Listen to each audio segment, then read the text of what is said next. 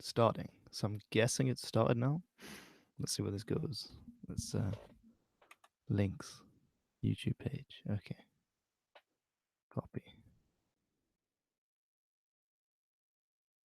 Hey. Oh, there we go. First comment. Cracking. Hello. This is just a little impromptu live stream, to be honest. Right, let's mute myself. Hey, how's everyone doing?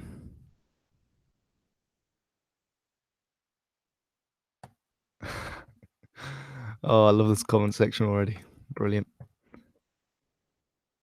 You can hear me. Okay, good. That's good.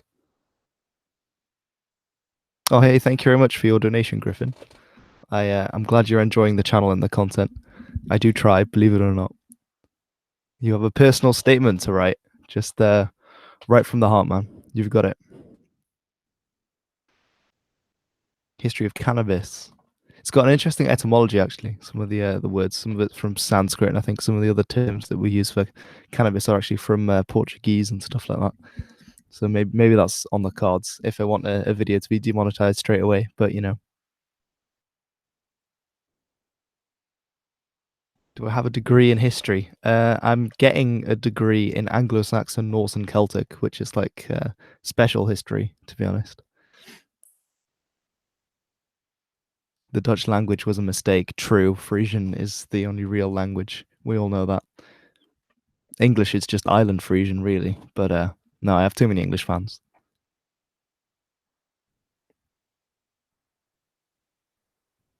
All right, so yeah, I'm basically just going to be answering some questions, and you can post any questions you want, and I'll try and get around to a couple people. I think I'll stream for about an hour or so, wait for a couple more people to get in, and then get into it.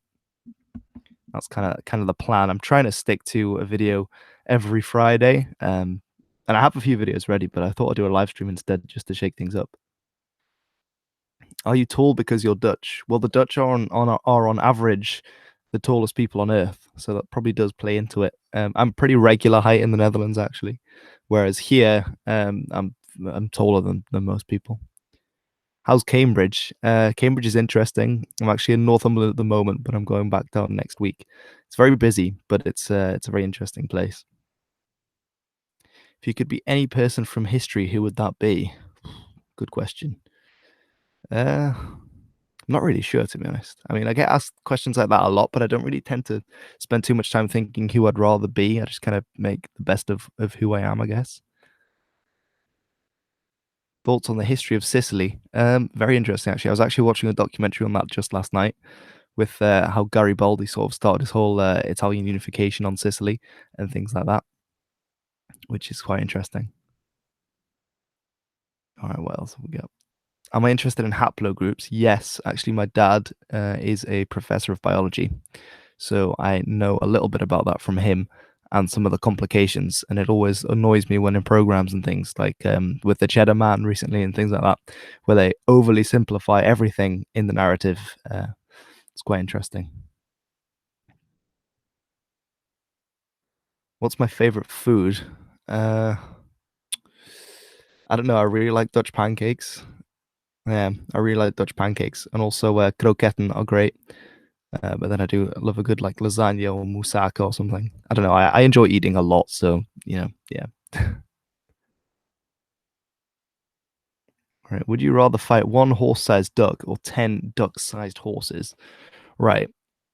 Well, one horse-sized duck would probably be quite well. It wouldn't be able to fly because it'd be too big. So I think I'd rather fight one horse-sized duck, and you can kind of get around it if you're a bit nimble, rather than actually 10 duck-sized horses. What would they be able to do?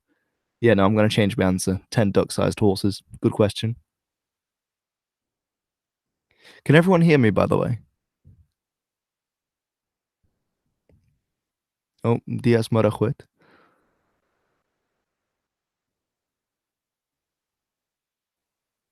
Let's see. Can everyone hear me? I don't know. Yes. No. Yes. Well, I'm guessing. Yeah. Okay. Okay, cool. Cool. What music do I listen to? Right, so I listen to an awful lot of different kinds of music. So I listen to a bit of reggae, bit of metal, so quite a bit of Heidevolk, Baldur's Drama in Dutch and Frisian, and also Sabaton, Amon Amarth, stuff like that. Uh, Am I worried about Brexit? Um, yes, to a certain degree, and I'm also quite glad that it went through. I'm in a weird position because basically I'm an EU citizen, but I live in the United Kingdom. So for me personally, for my family, Brexit isn't great. But at the same time, I'm not massively keen on the EU. So I think there'll be good things and bad things from Brexit, to be honest. Yeah, I think yeah, it'll be interesting. We'll see where it goes, but I don't think it'll be any kind of, you know, anything major to worry about. Am I from the Netherlands? Yes, I am, but I live in the United Kingdom and I've been there for a while. Do I play Crusader Kings 2? No, unfortunately, I haven't. I've been told it's a very good game, but I just don't have the time at the moment. But I'll probably look into doing some games and stuff over the summer, I think, if I get enough time. Have I ever been to America? I have. I went in 2014. I went to the West Coast and then inland, sort of hiking through the wilderness. So I went through quite a few of the national parks, which was really good. So Yellowstone and in Washington, and where else? Let me think. The one on the border, what's that called? The Glacier. That was really nice. I really enjoyed Glacier. Should Belgium exist? Absolutely not.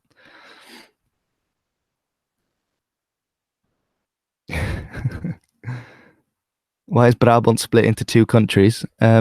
Because the southern part of the duchy went along with the rebels in 1830, whereas the northern part the Dutch managed to cling on to because they sent troops down. In fact, they sent troops down into most of Belgium, but then the French got involved, which is it's quite interesting actually. 1830, the whole rebellion. I should look into that. I've actually got a video where I will talk about the 1830 rebellion a bit more to do with flags, which is going to be quite fun, which should be uploaded sometime next month if people are interested. Everybody hates on other people. Who did the Dutch hate? Probably the Belgians. They're kind of the butt of most of our jokes and the butt of a lot of my jokes. I actually know quite a few Belgians and get on really well with them, so I am joking when I do make jokes about the Belgians. But there's a whole genre of humor in the Netherlands, which is just Belgian jokes. Have I ever visited Africa? I haven't. I no, I've never been to Africa. I've been to Asia, North America, and Europe. Those are the three continents I've been to. But I'd like to visit South Africa at some point. I've got quite a few friends down there, but maybe not in the current climate. Am I still doing my reenactment? Yes, I am. I am gonna be actually quite exciting. There's a big Viking festival every February. It's from the 22nd to the 24th, I think, this year in York, which is called Jorvik. So I'm going to be down there, and I think I'm going to do some vlogging while I'm there. Actually, get that up so you guys can all see. And if anyone else is going to York, then you're more than welcome to come and say hello if you can find me amongst the warriors, or when I'm off duty. It should be fun. Have I done a DNA test? I haven't. I also feel like I should clear up in my face reveal video. I got asked a question which was, "Am I black?" And I answered yes in the video, thinking that it would be really obvious that I clearly wasn't black, that I'm a white guy. Not that it matters, but I just thought I'd clear up that I'm not actually black. I think quite a bit of the lighting in my room, because I live in Northumberland and it's the depths of winter. I actually had to use, just little desk lights, which have quite yellow light. So I think that made me look quite a bit more kind of I don't know, yellow colored than I normally do in real life. Although I am quite tan. But just to clarify, I'm not actually black. Like I said in the video, that was a joke that maybe didn't come off as well. Ragnar Lothbrok was a fairy. Yes, this is actually a fan theory that I am now backing. I will be writing my thesis on this very soon. I mean, you'd be surprised. I thought it was pretty obvious that it was clearly a joke when I'm saying I'm black, when you can see my white face. But no, apparently some people did actually ask me. But yeah. Opinions on Irish reunification.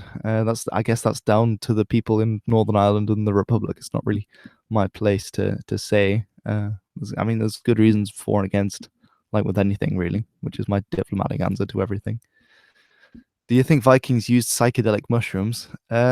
Possibly. We know that the Sami, who are the nomadic people from sort of the north of Norway and Sweden and Finland, that they use these kind of things in their rituals, and it's possible that the Norse cultures got their idea of the Seidr, which is this kind of witchcraft, shamanism at least, that they got that idea from interaction with the Sami. So it's possible that they used also kind of herbs, mushrooms, medicines, that kind of thing for their rituals.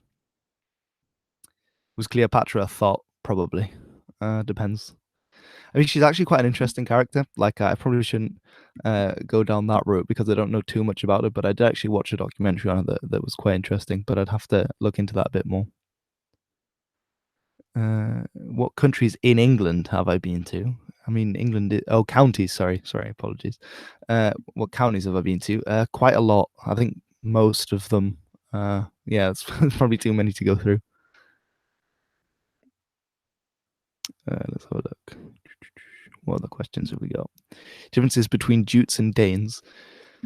So it's an interesting one. So Jutes is the term where in English we get Jutland or Jutland from, which is Jylland in modern Danish.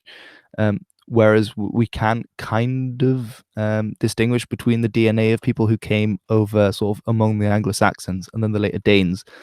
But then again, it's quite hard to, like, you find much more difference between the Anglo-Saxons and say Norsemen who came to the northwest of Cumbria. So I'm reading at the moment The Viking Diaspora by Judith Jesch, which I would highly recommend. So the difference between Danes and Jutes, I think Jutes is sort of an earlier term, and then Danes comes along. But then again, we hear about Danes from the Romans, so quite a lot of the time there's various terms for people who are arguably either the same or very much related. So it's hard to tell, I guess. All right, am I doing a PhD? No, I'm 19, so I've just started my undergraduate degree in Anglo-Saxon, Norse, and Celtic at Cambridge, which is a mixture of history, literature, and language of the Anglo-Saxons, the Norse peoples, and the Celtic peoples of the British Isles and Scandinavia. What is the percentage Dutch people watching your channel?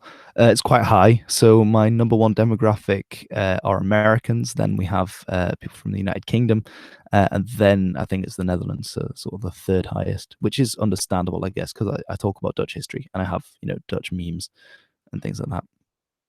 How authentic is Vikings, the TV program? Not very. I've been thinking about making videos about that for over 2 years now, but there's just so much wrong with it. I don't know where to start, quite frankly. But it's it has its moments, I guess. Are you familiar with Dutch memes? I am. I love Hoekige Hollandse memes. Those are great. Also the channel Studio Massa. I really like that. So I've played Stillevillum and stuff. Actually, I've got some Stillevillum coming again in a video space today and stuff like that. I just, what I think in life, you just shouldn't take everything very seriously 100% of the time. And I think Studio Massa, if you can kind of turn off and not be offended, it's great. That's what I'm all about, to be honest. Okay, why do people say Celts originate from North Spain? Probably because from DNA and also some of the sources we hear about people from probably from Britain moving to northern Spain, just as they did with Brittany. So there was a lot of migration at this time. So that might be why. I think also because it's thought that I can't remember the name of the haplogroup, and I might be speaking out of my arse here, but I think I understand that quite a lot of the Basque DNA, so from sort of the north eastern side of Spain, and that quite a lot of that DNA seems to be related to the pre-Indo-European stuff because Basque isn't an Indo-European language. So because it's a language isolate, it's often cited that it could be a genetic sort of isolate as well. How do you breed Syrian hamsters? I expect just as any other hamsters. I don't know. Why did I decide to live stream? I don't know, to be honest, because I'm trying to get a video up every Friday, and I thought it might be fun. Let's see what other questions are there. Should Italy exist?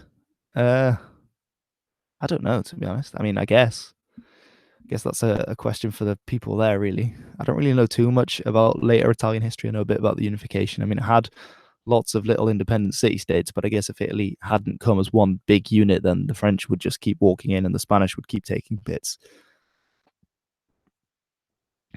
Oh, thank you. Someone's actually complimenting my Danish pronunciation. I really appreciate that, you know.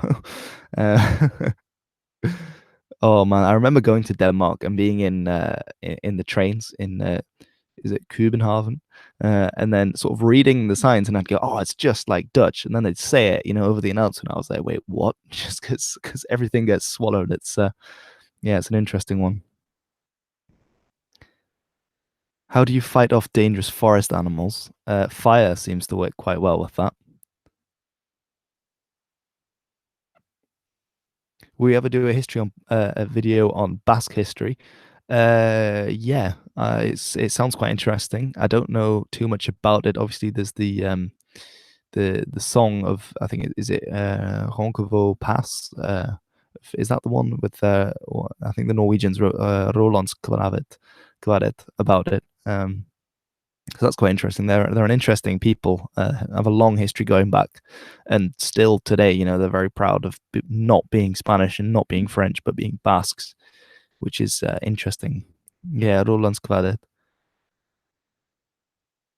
Dutch is an ugly language. I don't know. It has its own sounds, but I wouldn't say it's necessarily an ugly language.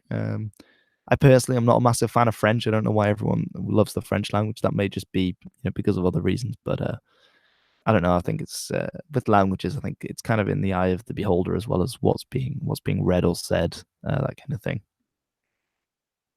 What am I going to do after Cambridge? I'm not sure. I have at least 2 more years after this one. There, uh, I I don't know. I'd probably like to maybe do some TV programs or something. Definitely continue with the channel, um, but I guess I'll see while I'm down there. When you've watched all my videos, can you go to Cambridge too? I think, well, definitely go for it if you're thinking of applying. I think I'm going to do maybe some vlogs about the course that I do because I think it might interest quite a few people who watch my videos here. Um, but yeah, no, it's a very interesting one. Breton is the best language in my opinion. It's like Welsh with a French accent. I hear that. I actually hear that. Um, I really like Breton. I'm gonna make a video about Breton actually because what the French government's doing just isn't right with Breton. With got to be solidarity with the minority languages. Will I be visiting Barcelona this year? Possibly. I'll see. I'll see what happens. Will I do Vlogmas in December? That sounds like a great idea, actually. I guess I'll have to wait. Monique, you probably won't be too old actually, because there's quite a few people on my course who are varying. So there's some people in their mid 20s, there's other people in their mid 30s. So people do apply after as well. I guess it's just a cost thing. Make a video about the VOC and Indonesia. I probably will actually. I am actually definitely going to make some videos about that soon, as well as the Policinera Aksi of sort of when Indonesia became independent. I'm ever going to do a video on Hertog Jan van Brabant. Yes, he's very interesting. God created the earth, but the Dutch created the Netherlands. It's true, actually. It is true. When you, if you've probably flown over the Netherlands if you're in Europe and you fly, because of Schiphol, and obviously I go there a fair amount. So you can really see that from the air, which is really interesting. I think something like 30% of the Netherlands is reclaimed. Have I done any collabs? Yes, I have. I've done a number of collabs with people like History Time and the Armchair General and Lernende Oud English, and also my friend Patrick over on Name Explain. And I do actually have a couple more collabs and stuff like that lined up for the nearish future, in the next few months at least, as well as merchandise. I'm getting further and further with that, so that should be fun. You can get some really weird kind of merchandise. You can get mini skirts and stuff, and clocks, and what's it, scarves and stuff like that, which is quite interesting. I don't know why anyone would want to wear that, but we'll see. Okay, so stuff about Brexit and the EU. I'm not going to go into politics too much in this channel because I feel like if I say one thing, one group of people will be happy and another group of people won't be. So it doesn't really help. But in terms of Brexit, it's not great for me personally because I'm an EU citizen in the United Kingdom. So obviously it's not going to be great for me. But at the same time, I'm not a massive fan of the EU, I have to say. And I can see there are a lot of downfalls to being in the EU and in the way it is now. Um, so I'd say that there's positives and negatives of the Brexit vote, both for the United Kingdom and for me personally and my family as Dutch immigrants. But we'll see where it goes. It should be fine. I won't be deported or anything. There's a lot of scaremongering.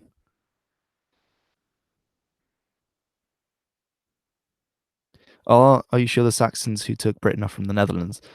Well, it's a bit of a hard question because essentially we see a lot of the time in the Netherlands as well with the Frisians that you have a people around the time of the Romans that are called the Frisi, but then the question is how much they're related to the modern Frisians because we get people coming from sort of southern Denmark, northern Germany, that kind of area. We can see archaeologically moving through the area. So you have a Derpen, which is essentially because the land flooded and because it was flat. This was before they built the dikes. People would build like a mini hill themselves. So they'd build like a hill, they'd pile earth up, and then they'd put sort of their houses and their farms on top of those hills so that when the water came in, they'd essentially be little islands. And you can still see that in the north of the Netherlands. So in Friesland, a lot of the oldest villages, like Hegebeintem and other places like that, they are all on a little hill. Um, and anyway, if you dig into those hills, it's really interesting because you basically have hundreds of years of history in these little man-made hills. So you can see around that time, so sort of the 5th century, the 6th century, that there's a new material culture moving in, which is the Germanic material culture. So you have people moving through the Netherlands, which is around the same time that they moved over to Britain. And I have also read scholars who believe that the Anglo-Saxons didn't cross over from Denmark across the North Sea, but that they moved down along the coast first through, and then Frisia, which is much closer, a much smaller hop over the channel than the North Sea.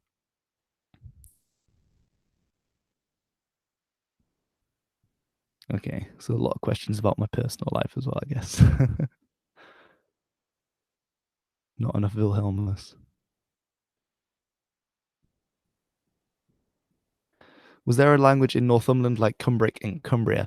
So initially, yes, there will have been. There will have been Brythonic spoken before the Anglo-Saxons came. But so it's interesting. Northumbria, the kingdom, is actually made up of two parts. So you have a southern part called Dara, which comes from a Brythonic root, which is probably also found in Derry. And Dara probably means something like grove of the oak trees, or has something to do with water. Um, and then you also have the northern part, which was centered around Bebanbur, which is today's Bambara. And this part was called Benicia from Brenaich. And Brenaich as well was also a Brythonic name. But these were the Anglo-Saxon kingdoms. We have the first sort of men that we got, the Germanic peoples in Northumbria, probably crossed over into Holderness, which is the very south of Yorkshire across the Humber. And then I think that it's the start of the 6th century, you get that a bridgehead was made at Bebenber, which was probably a Celtic hill fort before. Then this was captured by, we're told it's by a coastal assault made by Anglian tribes who then capture it with this guy called Ida, the flame bearer. And that then you get the kingdom of Bernicia, and then these two are connected together. I think it's very late in the 6th century, by Athelfrith, who is a very interesting pagan ruler of Northumbria. But that then English, or Old English, became the dominant language in that area, whereas Cumbria, for a very long time, was part of Hreged, which was a Brythonic speaking. Thank you very much for the donation. I didn't see who made that, but whoever you are, thank you. Which was a Brythonic speaking region, and that took a lot longer to conquer for the Anglo-Saxons. It was, they were fighting them all the way. And there's lots of interesting stories as well that the Anglo-Saxons in Bebenber were besieged there for days by these various armies of British, Celtic, Cumbrians coming over and attacking them, as well as the Gododin, which is the story of the men of the north, the Gwr I Goglev, in my worst Welsh, which is a story of these people probably from the area of Lothian, so Edinburgh, coming down, marching south, and attacking the Angles there, which is quite interesting. They all got massacred at a place called Catrath, which is probably Catterick in North Yorkshire, where you have the military base. Am I talking about Strathclyde? Strathclyde's a bit later on. This is sort of 6th, 7th century, but it's an area. It's Strathclyde's a bit further to the north. You had Strathclyde, and you had another kingdom around Dumbarton, and then also Creged, which was sort of an entity further south. Oh, thanks very much for the donation, Garrett. All right. What do you do as a career? Am I a teacher? No, I'm a student. So I'm 19. I'm at Cambridge. I'm studying Anglo-Saxon, Norse, and Celtic. Alexander the Great or Julius Caesar? I personally prefer Alexander the Great. I don't really talk about Roman stuff too much because A, I feel like there's a lot of Roman channels out there already, which are really good and know their stuff. B, I don't know too much about the Romans. And C, I find them a bit too organized to be interesting. Oh yeah, like don't get me started on Occitan, Ohio gentleman. I often went with my family to the south. Oh, drop the mic. I often went to the south of France with my family on summer holidays to Auvergne, which is where I first heard of Occitan, and I know quite a few Occitan speakers now. But the French government is just awful. It's just awful to do with minority languages, like it really is. But yeah, I'm gonna make some videos about that. They're essentially trying to eradicate the minority languages, which I don't really appreciate as someone from a minority language background. It really makes us lucky to be in. The United Kingdom does a lot for its minority languages, as do the Netherlands. But yeah, and Norman as well as Basque in French. It's not great. All right. Oh, thanks very much for the donation there. Are the French actually Dutch? No, but northern France, so the Pas de Calais, is actually rightful Dutch clay. It is actually true though. I'm only half joking there. Like all the towns in the very northeast of French actually have Dutch names before they had French names. So yeah, we do need reparations for that. Hey, Katie, thank you very much for your uni fund. Well, you know what? I'll be able to eat next term. Thank you. Keep up the awesome videos. I sure will do. To be honest, all of Northern Europe is Dutch. I mean, I'm not going to argue with that point. Studies at A level. Okay, so I did history, I did Spanish, I did French, and then dropped it. I did Dutch, and I did philosophy and ethics, as well as an EPQ. What do I do as a career? No, I'm a student. I'm not a teacher. So, do I happen to know any language resources for Gaelic or Frisian? Unfortunately, for Gaelic, there's quite a lot on YouTube. There's also quite a lot of courses. So there's a course that I'm doing at the moment in Cambridge. There's also Memrise, which is quite good. The only problem with Irish, it's less of a problem with Frisian, is that a lot of the time now you get in Irish where they kind of have this big mashup of all the different dialects that if you actually speak to a native speaker, they'll be able to tell straight away that you've learned Irish. Oh, thank you very much for the donation, Garrett. I do actually agree that French ruined the English language. It's very true. I have a bone to pick with the French. It's very effeminate English. It's just wrong Latin, to be honest. Camp Latin is what I call it. Anyway, what was I saying? I was talking about oh yeah, resources for learning minority languages online. So yeah, with Irish, you have sort of three main dialects that are spoken, but then they kind of mash them up to make this new Irish that people are being forced to learn in Ireland at the moment, which is a bit of a shame. But you can find resources to learn sort of each dialect properly.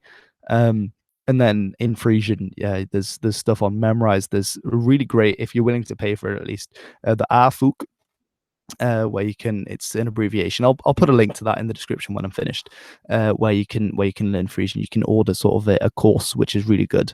They do really good work. Which is good. I'm also actually on my Facebook if people are interested. I've started something called Music Monday, where I'm going to have a song in a minority language posted on there every time. So if you're interested, you can hear what some of these sound like. All right, Samwise, thank you very much for your donation again. Who is my favorite historian? Okay, that's a good question. There's quite a few historians that I quite like. Um, I guess it depends sort of which period we're talking. I quite like Jackson Crawford. I guess he counts more of a as a linguist than a historian, but I really enjoy his work. Um, Let me think. Who else? I always growing up, I always enjoyed Neil Oliver's programs on the television. I think with his Scottish accent and his long hair, even though he oversimplifies things quite a lot, but they all do on TV.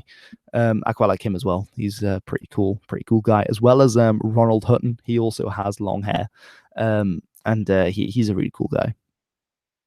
I really like him. I've actually I haven't met him, but I've emailed him quite a bit, which was interesting a couple of years ago, which was really nice. Make a song in Old Dutch. I would if I knew Old Dutch. Unfortunately, I have actually already got stuff scheduled to upload. So I've got the apologies. I've got the old anthem of the Netherlands as scheduled on there, which is Wie Nederlands Bloed, which it was used after the Restoration, so 1815, until it was officially changed to Het Wilhelmus in, I think, 1923. Publish those emails at the end of a book one day. I would actually love to write books at some point, history books. Yeah, I'd love to do that. Hey, it's VC3 Productions. I've also done a collaboration with VC3 Productions. That was a really fun one about the North Sea Empire and King Knut and the 11th century. So you can tell the quality of a historian by his hair. It's interesting. It's true, the hair, and also, as the greatest scholar Lindy Beige says, also by the scholar's cradle. Very important. Michael Wood, do you think he's a spy? Undoubtedly. I actually quite like Michael Wood as well. My mum saw him on the toilet. Well, okay, no, she didn't see him on the toilet, but she saw him in the toilet at York History Festival. But unfortunately, I did not. I was elsewhere at the time. Can you speak / understand the Northumbrian dialect? Yes, I can. I turn it down for the videos. People tell me I sound very different in real life to how I sound in the videos, but it's I'm aware that I have a lot of international people watching, so I try and tone it down a bit, because even down south, when I first went to Cambridge and I was talking in my normal kind of Northumbrian voice, people struggled to understand. So you kind of have to turn it down. I can understand Plattdeutsch, but I don't really speak it. But it's it's more Dutch German, to be honest. So I can understand it. Thank you again for the donation there, Garrett. With the lads. Okay, do you know anything about the history of Liberia? I did a video about the flag of Liberia where I go into a little bit of the history. Essentially, the name comes from the Latin word for freedom, and it was where freed slaves were sent. My first book should be The History of January. I mean, that's very, very recent, that's future history almost. A video on the Hansa, yeah, it sounds interesting. I do actually mention the Hansa in a video coming up. Everyone tell Hilbert you love him. Thanks very much. What do you think is the best uni to study history except for Cambridge? Oxford, probably. No, I think I don't know. I think that's quite a broad question. I think a lot of universities will do a good job. I think a lot of the time it's what you put in is what you get out. And I know that might sound like a bit of an easy thing for me to say at Cambridge, but I think a lot of the time the onus is on you to make the best of the situation that you have, and that if you're interested and you read and you have a passion and you do the work, then you can get a lot out of it. That's kind of my 2 cents, I guess. Big Chungus. No, I don't know who Big Chungus is. Video on Bolivia. We'll get at least 1 view. Oh, I should do. I've been planning to make videos on the Incas for a very long time. So I should. Ooh, thank you very much for the donation there. A kind and caring dame. What is hottest civilization you've researched? Ooh. Okay, good question. I'm gonna have to think about that one. I guess it depends, because with some civilizations, it's very hard to research them because we just don't have a lot left. So, for instance, the Picts, I would say that's the case. But then that makes them really interesting as well. And one thing that I like about the period that I study, so sort of the Dark Ages or the early Middle Ages, is that you don't have like the later times where you have people writing letters all the time. So you have loads of written sources. You have a couple written sources, but you've got to rely on your other sources. So I think that makes it a lot harder, but then it also means you have to theorize. And sort of the earlier back you go, discounting kind of the Romans, and because they wrote loads down. So especially sort of really old history, then like the prehistory, I find really interesting because it's all theory. Whereas my period is kind of, you've got a bit of written sources, but you don't, you have to make up some theories and you have to use other evidence. And I really enjoy doing that sort of interdisciplinary, sort of, you're looking at interdisciplinary evidence. Have I done a video on the Jomsvikings? I haven't, but I encountered them whilst doing research on one of my essays and asked my supervisor about them. And she sent me on to a guy who's done a lot of research, a Polish guy, into the Jomsvikings. So when I get the chance to, I'm going to look into that, the Jomsvikings, because they are very interesting. And we possibly have some new evidence for Jomsvikings, because it was long thought the Jomsvikingar saga is likely very fictitious and not a great resource. But there's definitely other sort of points of interest about the Jomsvikings, that's where the big Viking festival at I think Wolin in Poland is held. It's on that island, and they probably had connections with the Danish kings. Will I do a video on Finnish mythology? Yeah, probably at some stage. I'll make a video about the Finns during the Viking Age, I think, but it's just getting around to it, to be honest. I have a lot of videos where I'm like, yeah, I'll make that, but you know, it might take a bit of time. Any talk of the Tower of Babel or hint at ununified ancient cultures? I don't really know too much kind of biblical history and stuff like that. Have I ever been to Orkney? No, I haven't, but I would like to go at some point. Okay, let's have a look. Oh, thank you very much for all the compliments. Are the Dutch and English royal families related? Okay, let me think. So not, because there was a Dutch, a Dutch stadtholder. So you have Willem the Derde, so William the Third, who came over of Orange, but he didn't produce an heir with Mary. So the line was passed on to the Hanoverians because they were the only relatives that weren't Catholic. So it kind of bypassed the Dutch in that way. Uh, but there's probably some Dutch blood in there somewhere. There's a lot of German stuff, and Hanover. Zou je ooit een video willen maken over de evolutie van bier en andere alcoholische dranken binnen je tijdsperiode? That sounds very interesting. I could definitely look into that. My dad was born in Amsterdam, and he was born next to the Amstel Brouwerij. But yeah, the history of alcohol is quite interesting, and the kind of role that it plays in early societies as well. On all European monarchs related in one way or another? Yeah, probably. There's a lot of inbreeding as well. Okay, was the Anglo-Saxon migration to Britain violent like the Norse Viking migration? Well, I mean, that depends what you mean, because sort of, yeah, the Vikings raided and they had a great heathen army, but apart from that, we don't have too much evidence to suggest that it was one big massacre. And same goes for the Anglo-Saxons. There's some evidence points towards it being very violent and bloody, but on the ground, archaeologically, we don't have too much evidence for that. So it kind of depends how you frame the question, I guess. Can I understand Norwegian and Danish? Well, I guess I can.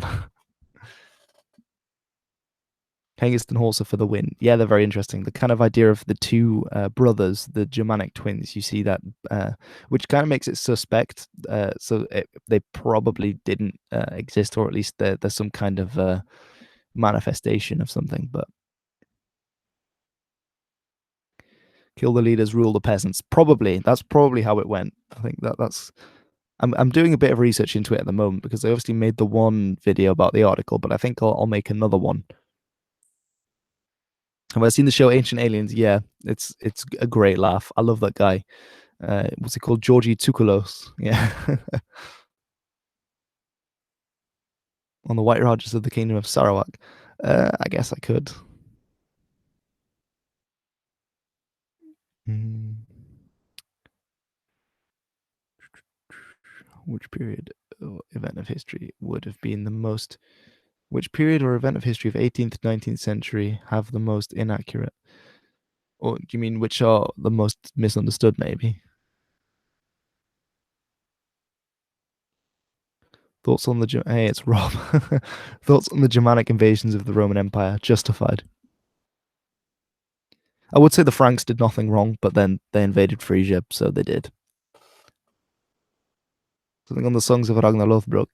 Uh, yeah, probably. Well, I am actually gonna do that at some point because that's quite interesting. I mean, Ragnar Lothbrok is interesting in himself. My theory, well, I say my theory. The theory that I subscribe to, is that there's probably multiple characters that are kind of amalgamated because a people wanted one kind of founding father from which to claim lineage from. So, for example, with Ivar the Boneless and people like that.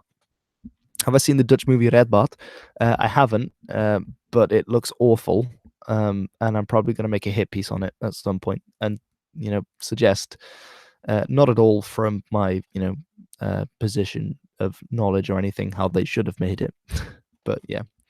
Honestly, yeah, I was really excited for the Redbot film. When I heard they were making a film about Redbot, I was like, yes, this is gonna be awesome. But then I forgot that modern cinema. So yeah, there were other agendas at play. No historical accuracy. Yeah, it's just yeah, it looked awful. Quite frankly, I think I'm gonna watch it and not enjoy it at all just because it's so wrong. The worst thing is they could have made it so good, like without that much more effort. Because some of the over the top kind of Viking, like overly Vikings copied outfit, just you know what, you could have easily produced something from the late 7th century with much less effort, but apparently they didn't consult with any historians or anything. So all right, so what Asnak papers am I taking? Asnak, by the way, is the shortened version of Anglo-Saxon, Norse, and Celtic. So I'm taking Old English and Old Norse. I'm taking Anglo-Saxon history. I'm taking Scandinavian history, which is my favorite up until now. And I am also doing Gaelic history and paleography. So paleography is essentially the study of manuscripts and writing and that kind of thing down the line. What did I think about the movie Michiel de Ruiter? Complete opposite of Redbot. I have actually seen that. It's called The Admiraal.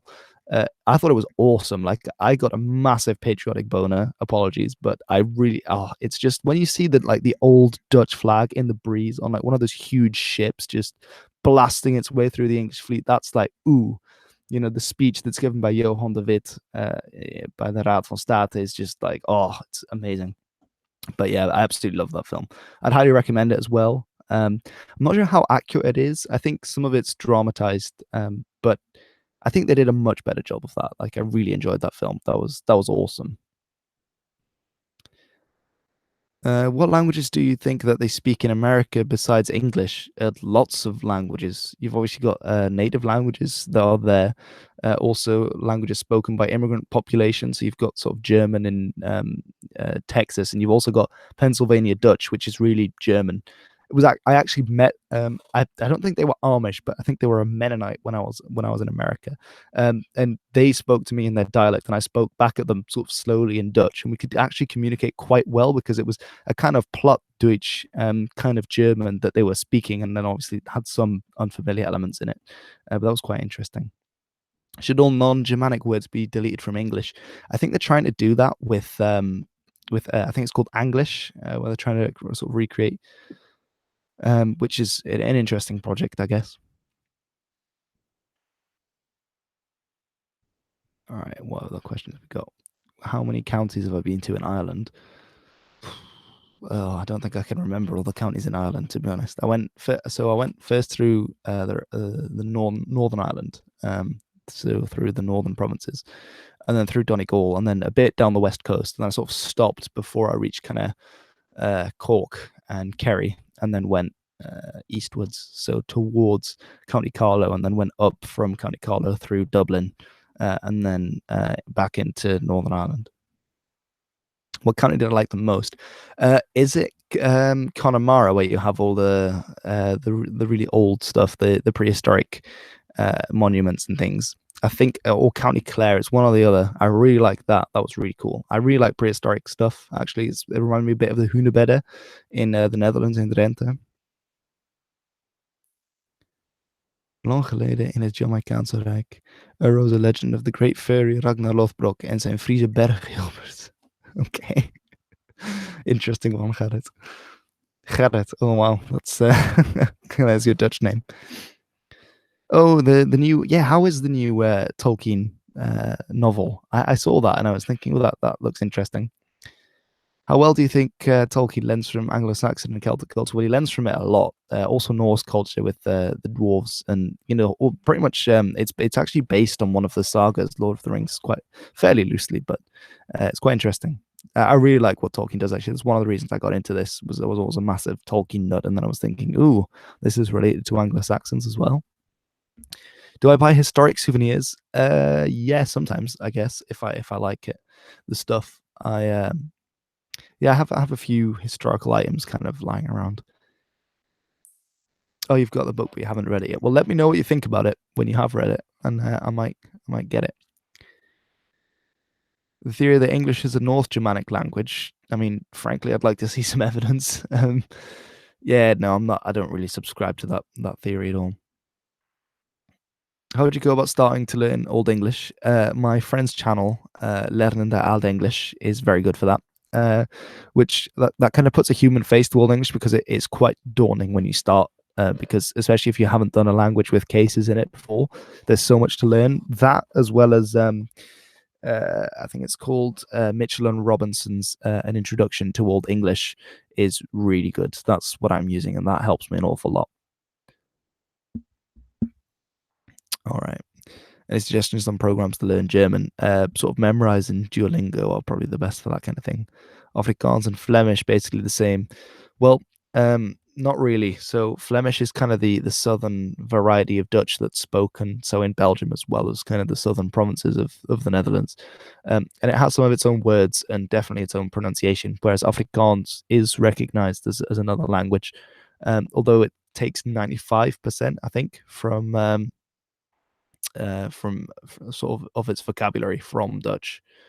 Well, the Dutch of the 17th century. But yeah, I can understand both. Do I know Grete Pier? Yes, I do. Oh, that's cool that your girlfriend's related to him. Yeah. Yeah, I actually really like Grete Pier. I need to make some more videos about Frisian. Face cam when? I would have put my camera on, but I'm actually recovering from a cold, if you can probably tell. So I look a bit grim.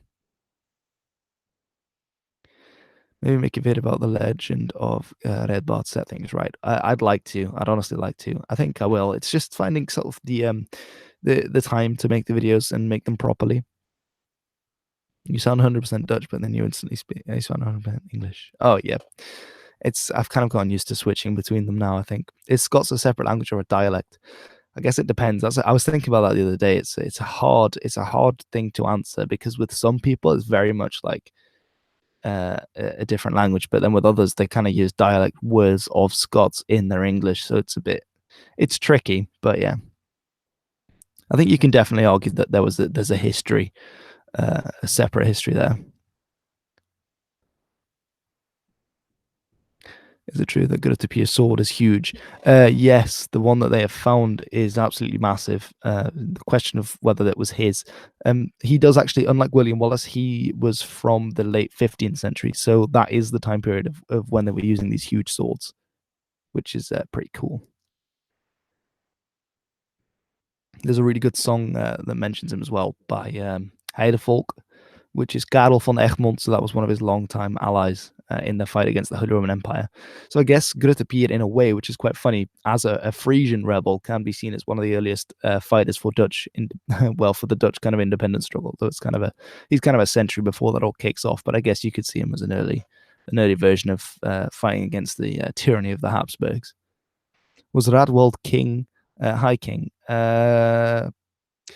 Probably not, depending on your definition of Bretwalda, because you have Athelfrith before he's the Northumbrian, and then he kills him with the help of Edwin. So I guess by allegiance, maybe, but not through conquest alone. Would I rather fight for the Anglo-Saxons or the Danes? It depends, really. I don't know. I think it would very much depend on my situation. So can you correctly pronounce boterbrei and green cheese? Wat net zes again is geen oprechte Fries. I guess I can leave that up to you whether I can pronounce it right or not. I've heard much about Attila and the migration period. No, I haven't. But I should at some point because I feel like it would be very good context for kind of the Germanic migrations. Okay, let's see what other questions.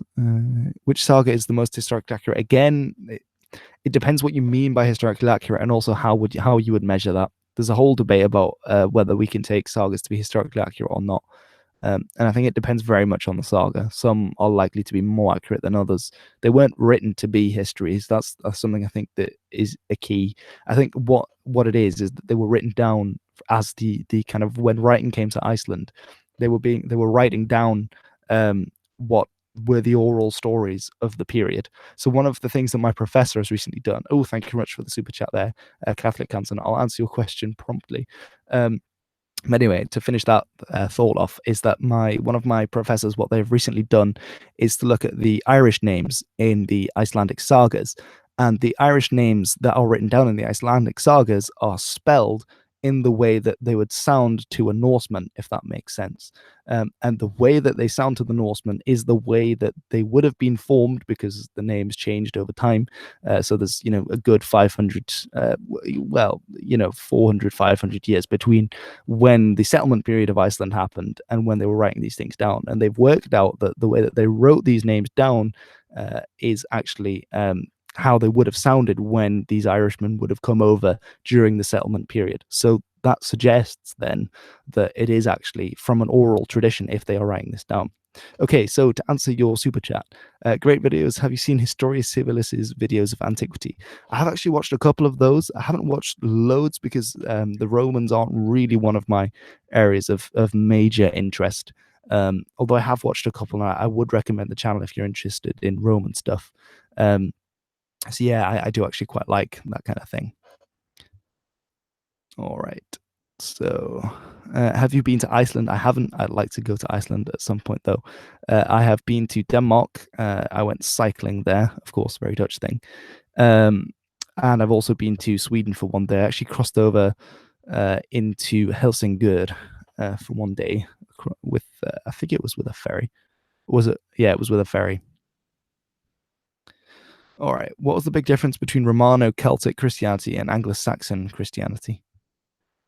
Well, I mean, it depends because Anglo-Saxon Christianity, for a while, you had the Irish tradition being practiced. So Northumbria was converted by Irish monks, but rather than sort of the new missions that were sent in by the Pope that came in through the south, starting in the late 6th century. And which converted the rest of the country. So you did have a difference there, I guess. And there's various difference between those two traditions. How many bikes do I own? 2 or 3, I think. Well, I say 2 or 3. I mean, I've inherited bikes in my time. Did I go to Scouts? Yeah, I did back in the day. Is your logo? Hold on, that looks like an interesting question.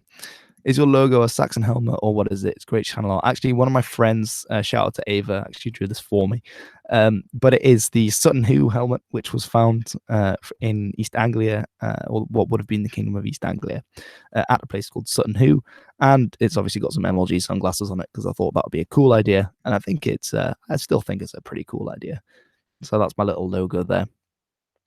All right. Did Eric the Red really fall off his horse? I mean, again, we're told it in the sagas, but whether he actually did or not, we're not sure. But it might just be one of those fun little facts, as saying, well, this is why he didn't come along because he was the big chieftain in Greenland at the time. So that's kind of explaining why he wasn't there and why it was his son, Leif, who instead led the expedition. When am I going to upload next? Next week, Friday. I'm going to try and upload on Fridays all the time. Did Vikings settle in the northern part of the Netherlands? Very interesting question. Been doing some research into that recently.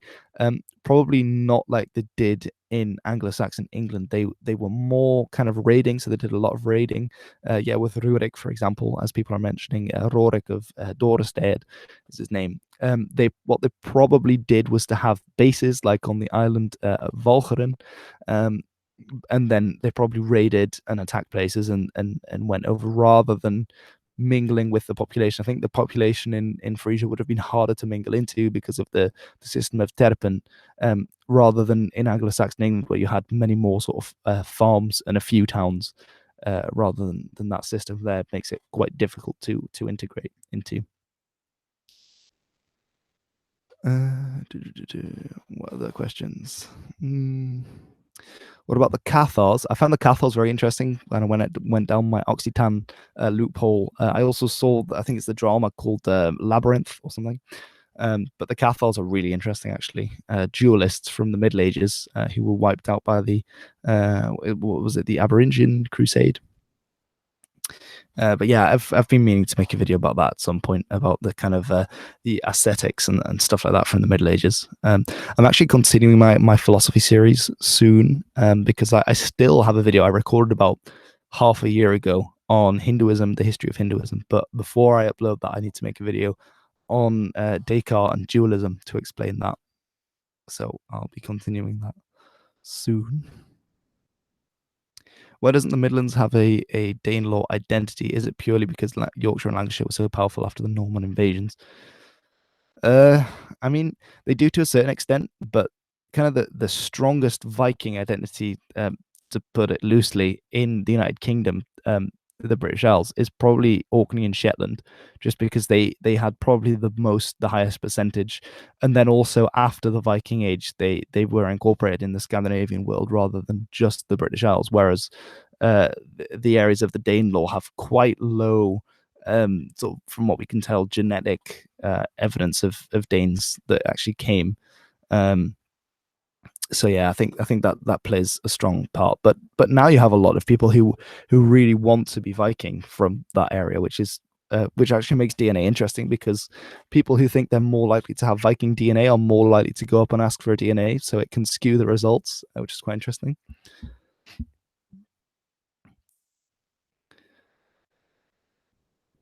Why did the Visigoths lose to the Arabs? I think because when the Arabs invaded, so when the Moors invaded, they were very astute fighters and tacticians, whereas the Visigoths had been fairly complacent in Spain.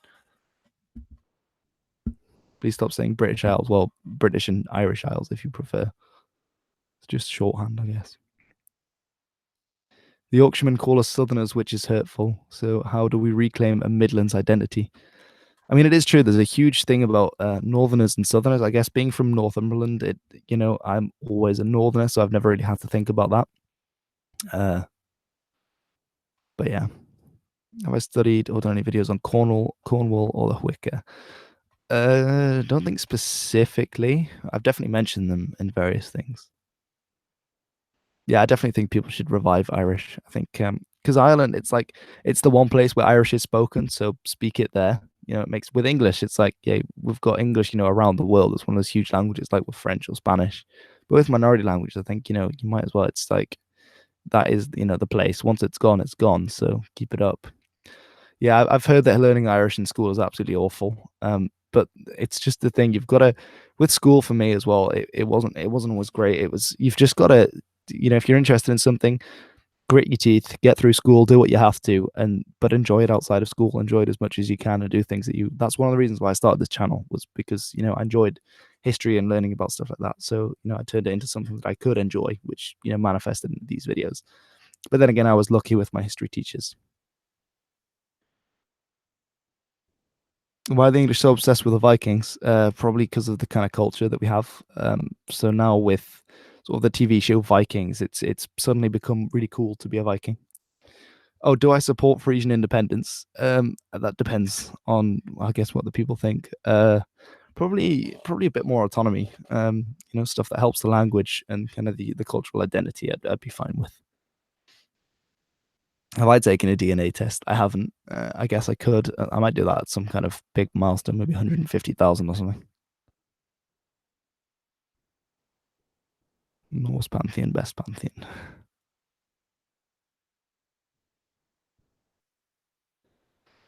Myth that the Southern Netherlands is descended of Spanish rapists, which is why they look different to the Northern Dutch. I mean, I don't think it'll be that much. There is definitely some evidence to suggest that there was quite a bit of Spanish interference, but then again, with the whole point with the Spanish army is that it was a very international army. So a lot of the troops fighting in the Netherlands for the Spanish were actually Dutch or Austrian or Italian. So it's a bit more complicated, I guess. How can you be both a Dutch nationalist and a Frisian separatist at once? Good question. I mean, it makes it easy because I'm an immigrant, so I don't even live there, so I don't have to worry about anything. Which is why I make jokes about things, but I don't necessarily, believe everything that I make a joke about, which is why it's a joke, I guess. Yeah, I mean, economically, Frisian independence isn't for the best. And to be fair, I didn't say that I was for 100% Frisian independence. I said maybe a bit more autonomy, but it's a very complicated issue, really, as is with any country going independent. Uh, Hilbert, I don't have much time. Can you summarize the history in one sentence? Go. People wanted to survive. There you go. How many windmills do I own? I do actually have some windmills. I don't. Well, not any big ones, but I have like some small windmills. I guess I have two or three of those. I think. How often do I visit the Netherlands? Usually twice or three times a year. But then it's obviously to visit family and to sort things out over there. You're welcome. Am I going to continue throwing in the Soviet anthem? Yeah, I guess. I think because some people really like the Wilhelmus when I throw that in, and other people really hate it. So I think I'll just sort of mix it up a bit, to be honest. Do I have wooden shoes? Yes, I have two pairs of clogs. I have one traditional pair of clogs, which is unpainted in the style of Dutch farmers that were worn, for centuries. And then I also have a painted pair, like with the yellow, and then you have the kind of red bits. And yeah, so I have two pairs of clogs, one down in Cambridge and one up here. I'm actually planning to do something with clogs very soon for one of my vlogs. So yeah, I would highly recommend getting clogs. It's actually really good for your calf muscles. Why do I have clogs? Because I'm Dutch. Because I have never tripped over my shoelaces in them. Heb getwijfeld over België. Ja, ik ook. I love that song. Favorite Dutch city? Ooh, good question. I quite like Amsterdam. There's a lot going on in Amsterdam always. But then I also really like in Friesland this well, I don't know if it's a city, but it's called Hilpen in Frisian, which is Hinderlopen. It's just very yeah, it's just very very Dutch, as well as actually Dokkum in the north. Really like Dokkum. Actually, if there's any Baldur's Trauma fans, I actually met someone from Baldur's Trauma while I was in Dokkum this time, which was really cool. Alvin Schorstra, which is really awesome. All right, what's my favorite Incan village? I only know sort of the Incan cities of Cusco and then Machu Picchu, and I've never been, unfortunately. I might do at some point.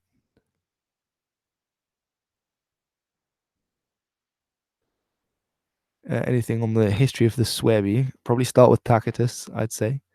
Do I like Rotterdam? Yeah, my cousins live in Rotterdam, so I've spent a fair amount of time in Rotterdam. You're very welcome for Baldur's Trauma. I absolutely love that band, and I love what they're doing as well with connecting two things. I love the Frisian language, and they sing like old Frisian, like it's not old Frisian, but they sing like an older form of Frisian that's really appealing to the ear. And then they sing about sort of my period of history as well, which is really awesome. They've actually got another album coming out this year, which is awesome. So I'll be sharing that when it does drop. About some Frisian history that I don't know too much about actually, and which explains the Frisian freedom. I saw some people asking about that, how they got the Frisian freedom. It's a really awesome story. So I can't spoil too much though. But yeah. Do you know about Catholics in Liverpool? Yeah, so a lot of immigration into Liverpool from both the Highlands and from Ireland, which is partially why the accent's so funny. Think of the Aran Islands. I actually visited Aran a few times in my youth and really like Aran. Yeah. Gustavus Adolphus. I've got a video coming on him, the Lion of the North. I just need to finish it because it's huge. That's been in the works for like 4 or 5 months as well now. I'm probably going to wrap up in the next 10 minutes. So if there's any burning questions you'd like to get off your chest, then let me know. Yeah, Catholics in Northumbria for the same reason. Yeah, there's I used to play in a Cayley band, and quite often we play in Newcastle, and we play for Irish schools, Irish dancing schools, and stuff like that. Also, because it was the north, people remained Catholic more when you had a lot of the people converting to Protestantism in the southeast, because that was closest to the Netherlands, to Germany. Because of trade, you had people converting to Protestantism, whereas Northumberland, that kind of remained more Catholic, which is also why you get the rising of the North against Elizabeth, a lot of support for that in Northumberland, as well as the Jacobites, because in England it was largely Catholics who supported the Jacobites. So that's where you get down the road from me the Derwent, the Lord Derwent Water, why he was a prominent Jacobite and supported the cause. All right, flood of questions. Okay, let's have a look. What's your opinion on the Groningen gas problem? I don't actually know what it is, so I wouldn't be able to give one. What is the modern opinion of Catholics in the Netherlands? Fine. That's fine. Worst mistake of the 21st century, starting this YouTube channel. No. Why do we call the Netherlands Holland? I've got a video about that. Essentially, it's because two provinces in the Netherlands are called Holland. One is Zuid-Holland, the other is Noord-Holland, North and South Holland. And these were, for a long time, the culturally and economically the most important parts of the Netherlands, certainly the Dutch Republic. And it was also the county that kind of started a lot of the, they were the arch enemies of the Frisians for a while. Where should I visit the Netherlands? It depends what you want to see. There's a lot to see. You've got most people go to Randstad, so just Amsterdam, which is famous. But I would recommend going out into the country. So North Holland's got some really nice areas. Obviously, Friesland as well is a bit more rural. That's got really nice little towns like Hilpen, or you can go to Warrens, and then up along the coast in het Gaasterland. It's all I would highly recommend it. Have you ever visited the red light district? I mean, if you're not from Amsterdam, you probably don't realize, but the red light district is actually just like, it's in the middle of the city, and it's just a part of the city. So you see, if you walk through the red light district, you just see grannies on their bikes. That's not something people are into, but no, you just see grannies on the bikes like doing the shoppings, just because it's just part of the city and people just go through it. So yeah, I've been through the red light district plenty, but just on my way to places. All right, what's the next one? Who's your favorite Dutch artist? As in, sort of, as in paintings? I've got actually a painting by Van der Velde. It's not an original, but it was my granddad's for a very long time. So I really like that, the kind of Dutch ships. I do like a lot of Rembrandt as well, and Vermeer, stuff like that. Of course, we're looking forward to you next. Hey, thanks very much for tuning in INTFLO. I much appreciate that. Andre Hazes, yeah, my dad's a huge Andre Hazes fan.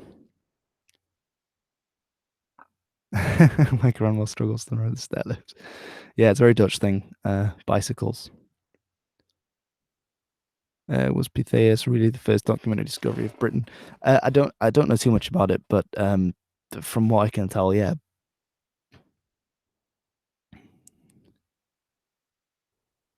The polytheistic nature of German paganism prevented Northern from uniting, searching invisible. No, not really, because if you look at Hinduism in India, that wasn't really an issue for them.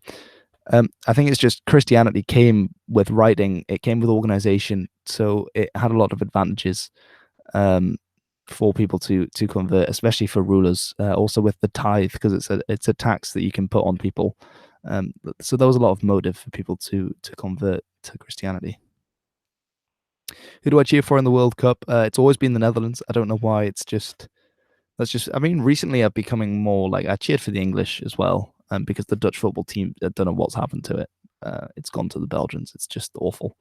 They actually cheer for Belgium as well, which is quite bad. But yeah, desperate times. Can you do a video on the Dutch Revolt? I've got one on the Dutch Revolt. It's called the 80 Years' War. Hey, thank you very much for the donation again. Resolution for your channel in 19. Probably to keep uploading every week. I think not to have any massive breaks between that. I think, and to do more kind of vloggy stuff, because people have been asking for that.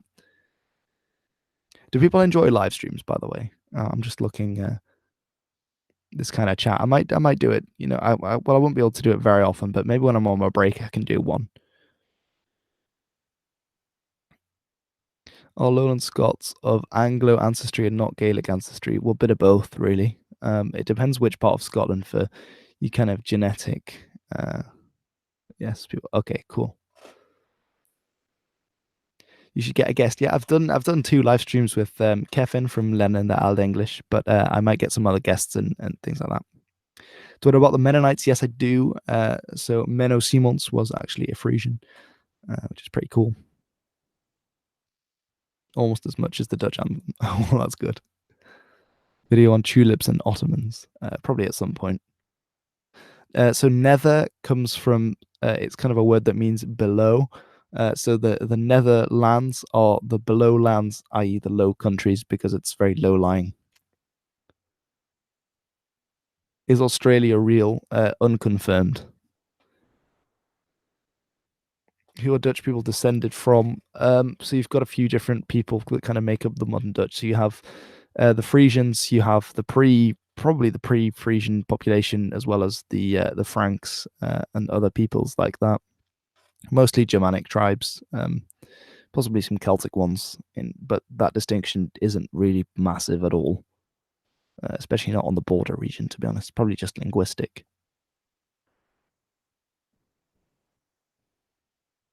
You know anything about the migration of French Protestants to Ireland? No, I don't know too much about that.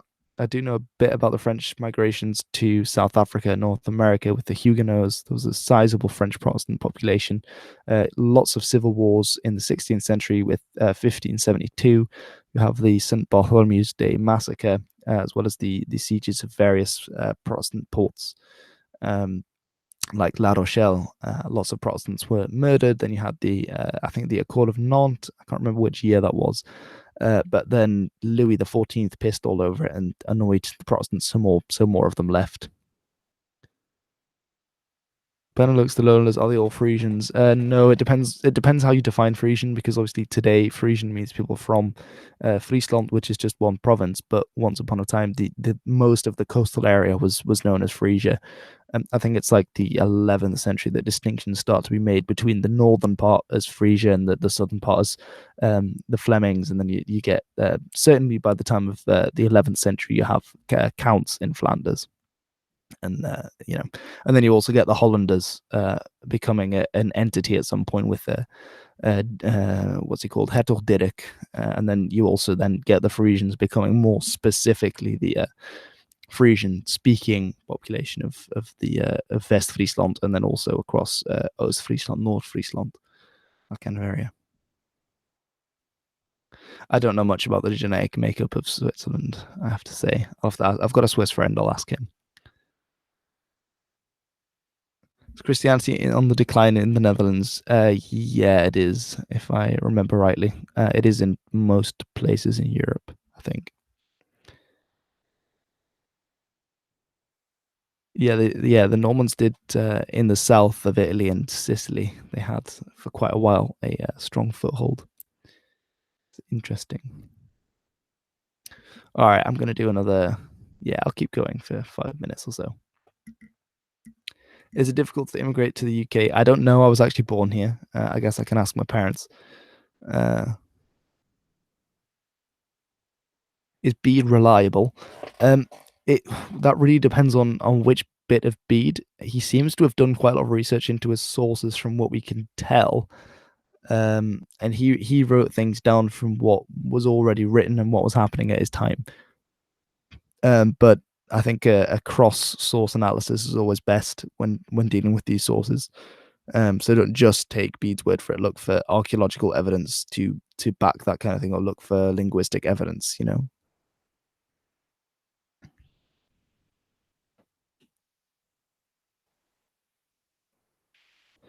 Let's have a look. Is Black Pete racist? I personally don't think so. Zwarte Pete. There's a whole debate about it. But I personally quite enjoyed the tradition, always have as a child, and don't think it's made me see black people in a derogatory way at all, or many other people for that matter. So that's kind of my stance on it. What are the questions? Germanic neo-paganism, if I have an opinion on it, it's fine. Let people kind of within certain reason, let them worship what they like. It's interesting to see how people are kind of reviving this and what ideas they're taking from. It's interesting to see where it goes. Uh, Were women stolen from England as slaves? Well, that's one, not from England, but from probably the Gaelic populations. There's certain evidence to suggest that. So a lot of the mitochondrial DNA on Iceland, and I think also the Faroes, um, is so mitochondrial DNA is DNA that you get from your mother, and then she got that from her mother, and then all the way back. But that's very simplified. That's discarding things like mutation and such. So that it's been suggested that there's genetic research into the population of Iceland has shown that far more mitochondrial DNA is related to the Celtic DNA from the British and Irish Isles. Whereas the Y chromosome DNA, so that's DNA from the Y chromosome, which is only in men, so it's from your father and then his father, that came from the Scandinavians. So that suggests that there were, the women on Iceland were more likely to be Celtic, or there was a large proportion of Celtic women on Iceland, whereas there were many more men from Scandinavia. But then there's a whole debate about that. Also with DNA, it's very complicated, and people oversimplify it all the time, which is annoying. Does the Netherlands have any border disputes? Not really. I mean, this is one of the things I love making memes about. Is sort of like, what if the Dutch today were just like rampantly nationalistic, just annexed Belgium? I don't know. I find that idea hilarious. It definitely won't happen. I mean, the Netherlands and Belgium and Germany, when they have football matches, they send their police across the border to help each other. That's the kind of country it is. They did actually pinch a part of Germany for a while. After the Second World War, but then they gave it back, which is all fine. There are only good sources for continental Germanic paganism. There's unfortunately not a lot. Um, so mm, there's stuff that the Romans wrote down to Tacitus, which probably isn't too accurate because he probably never encountered them himself. Um, but I recently was writing an essay about kings in eastern Sweden during the 9th century. And actually, the accounts of Adam of Bremen, who again shouldn't be taken too seriously because he was writing the 11th century, but also, what was his face? Thietmar of Merseburg, who was writing a little bit earlier. Their accounts actually match up quite well, and they probably hadn't read each other's accounts. So that suggests that they're probably talking about something that was shared between them, but it's hard to find concrete evidence for that kind of thing for continental Germanic paganism. So probably inference and archaeological evidence and sources are the best way to go, sort of interdisciplinary studies. But that's what kind of how I've answered every question. It's Firefox Israel Explorers Blue. It's one of my old subscribers. How you doing, man? The Netherlands has a border dispute with Germany regarding how much of the Ems River between the northern Dutch as Germany belongs to either country. Oh, okay, I didn't know that. But then by border dispute, it's probably that politicians make a joke about it and then move on to something else rather than that, the Dutch tanks are lining up on the border, raring to go or anything like that. Inclined to agree that Zwarte Piet isn't racist, but anyway, since he's changed so much in the past already, would it really make too much of a difference? That's true, but I mean, the changes to Zwarte Piet have been natural, sort of going along cultural lines, whereas now there's like a really radical kind of, massive kind of change that's being ushered through. And not, it's kind of like by shaming people and by, targeting people and their children rather than some kind of positive action, which doesn't really sit too well with me, and it didn't sit well with the people in Friesland either when they blocked the motorway. And sort of, I saw the footage of the intocht, so when Sinterklaas arrived in the Netherlands, and got all the protesters screaming and bawling, and all the children there. Just it doesn't really sit right with me. It's like, fine, you can have your debate. I'm all for debate and talking about things, but that just there was something just really wrong about that. But yeah, is Denmark real? Probably. I've actually been to Denmark, so the only dispute the Netherlands has is with the sea. True that.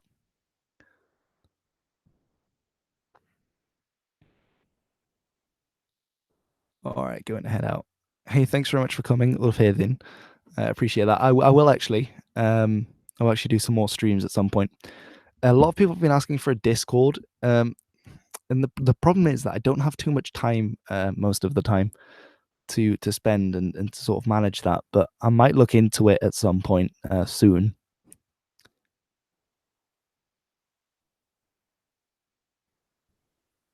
Let's see. Thank you.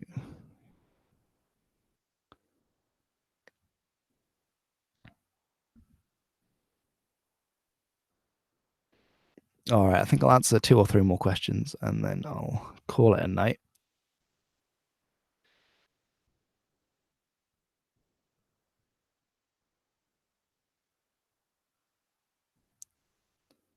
End it with the Dutch national anthem. Well, thank you for New Kids. I love that film. Of the films, I just thought they're absolutely hilarious. Just the stereotypes of Brabanders and Frieslanders, Frieslanders, Friesen. I thought was absolutely hilarious. What's my next video on? Possibly the unification of Denmark. I think that'll be the next one.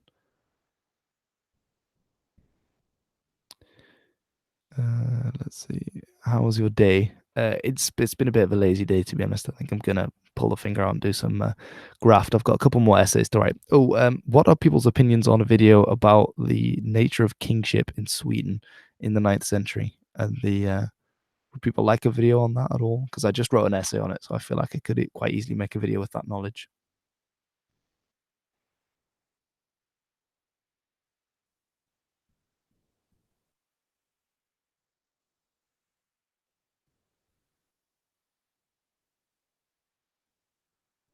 Yes, do it.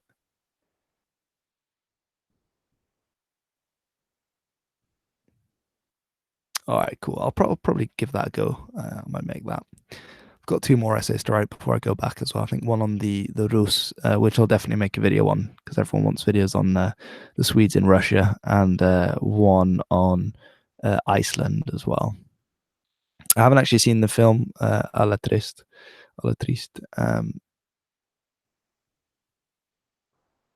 Yeah, Viking history in the Netherlands. I need to get down to it. The problem is that there's not a lot of sort of concrete sources on it. So a lot of the stuff that I'm researching for the Viking Age in the Netherlands is very much sort of I'm not laying the groundworks, but it's a lot of pulling things together from a lot of different places to form a kind of solid narrative. So yeah. All right, guys. Well, I think I'm going to wrap it up there. So thanks very much for tuning in, and thanks for all your questions. I have actually really enjoyed talking to you all. And thanks to everyone for your continued support with everything that I'm doing. Yeah, I'll look at Doris Dead at some point in the future. Yeah, and Vikings and Frisians probably interacted an awful lot. It's just a shame we don't know exactly, and it's probably quite different how they interacted as well. So some probably will have supported the Vikings and what they were doing, and others probably would have been the victims of the Vikings. So yeah. All right, Uichima and August Slán. Thanks very much for coming. All het beste en lekker koersen. All right, Bergen op Zoom, houdt u vroom. Goedenavond, Elsenien. All right, everyone. Actually, I need to find out how to stop the broadcast. I swear, I'm so useless with technology. Ubba was a Frisian. Possibly, he's called Ubba Dux Frisonum in Latin, which means the Duke of the Frisians. But he was probably a Dane. But I would argue he probably definitely did have Frisians in his retinue, sort of recruiting people from the local area. All right, everyone. So thanks very much for coming. I'll see you all very soon. Yep. All right, guys. Have a good night.